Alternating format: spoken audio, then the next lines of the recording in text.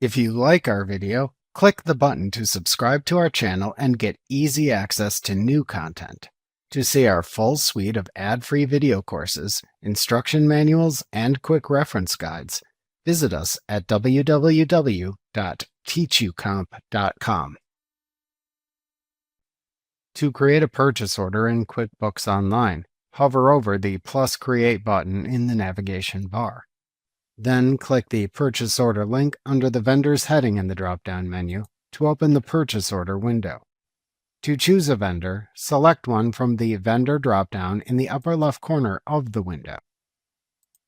If selecting an existing vendor's record, their information then populates the other fields within this form based on what you entered when you created the vendor's record. Alternatively, you can type a vendor's name or select the Add New choice from this drop-down to quickly add a new vendor. The purchase order's status appears in the Purchase Order Status drop-down below the Vendor drop-down. To the right of the Vendor drop-down is an email field which is populated with the vendor's email address if you entered it when creating the vendor's record. Alternatively, you can enter an email if you didn't enter it when creating the vendor or if adding a vendor on the fly.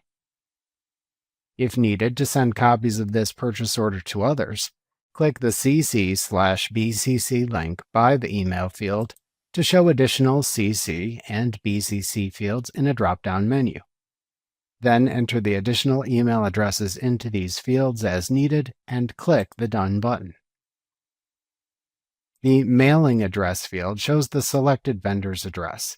If you are creating a new vendor, enter their billing address here. To select a customer name for drop shipments, select them from the Ship To drop-down.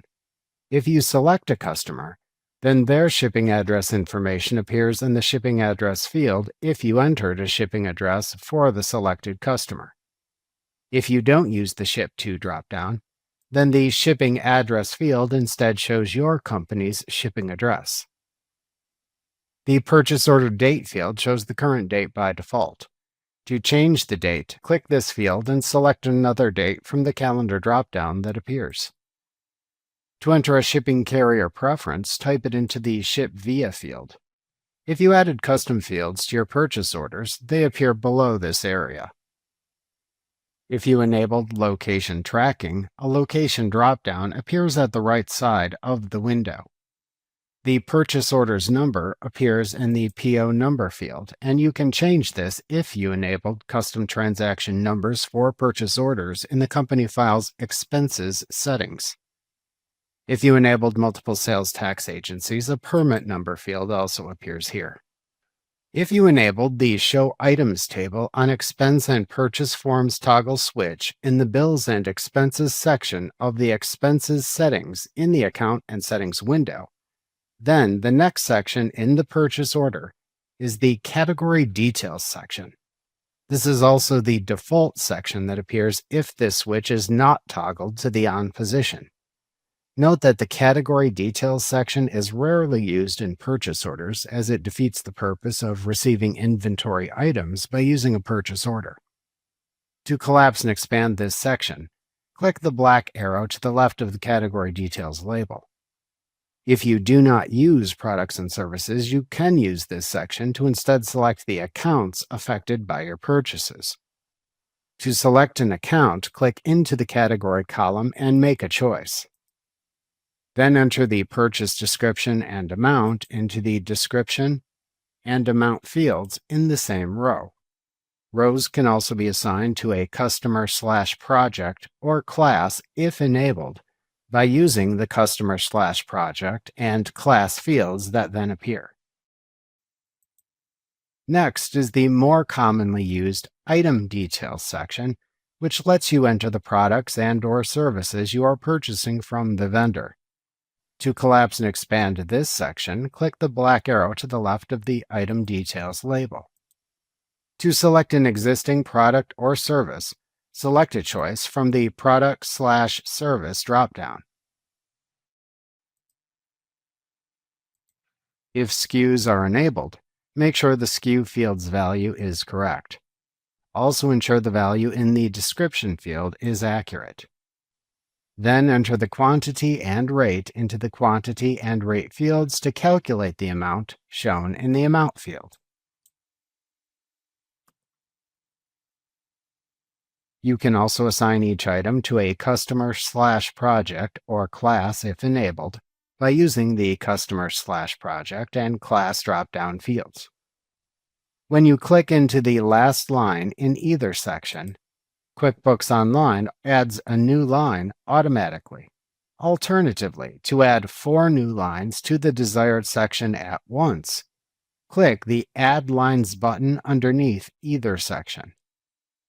To duplicate an existing line and add it as a new line beneath the original line, click the Duplicate button at the right end of the line to duplicate. To insert a row above a line, click into the line to select and activate it, and then click the Insert a Row Above button, which looks like a plus sign at its left end. To delete a line, click the Delete button, which looks like a trash can at the right end of the line to delete. To delete all the lines in a section, click the Clear All Lines button below the desired section to clear. To rearrange the lines, first ensure the line to move is not selected or activated. Then hover over the 9-dot grid icon at its left end and click and drag it up or down and release it when it is in the desired location. To enter a message to the vendor that appears on the purchase order, type it into the Your Message to Vendor field below these sections. To enter information for yourself, type it into the Memo field, which does not appear in the purchase order. To attach a file up to 20 megabytes in size to the purchase order, click the Attachments field. In the toolbar at the bottom of the window are buttons for Cancel, Clear, Print, Make Recurring, Save, and a drop-down Save and Send button. The choices in the Save and Send buttons drop-down menu are Save and New and Save and Close. To cancel the purchase order, click the Cancel button. To clear all the data from the current purchase order, click the Clear button. To save and print the purchase order, click the Print button to open a print preview PDF of the purchase order in a new window, which you can then print and close.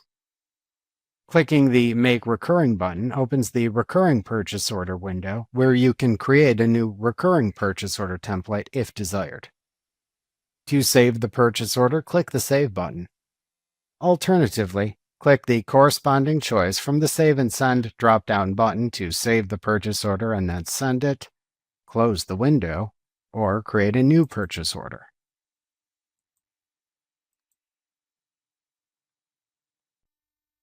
Remember to click the subscribe button to see more of our videos.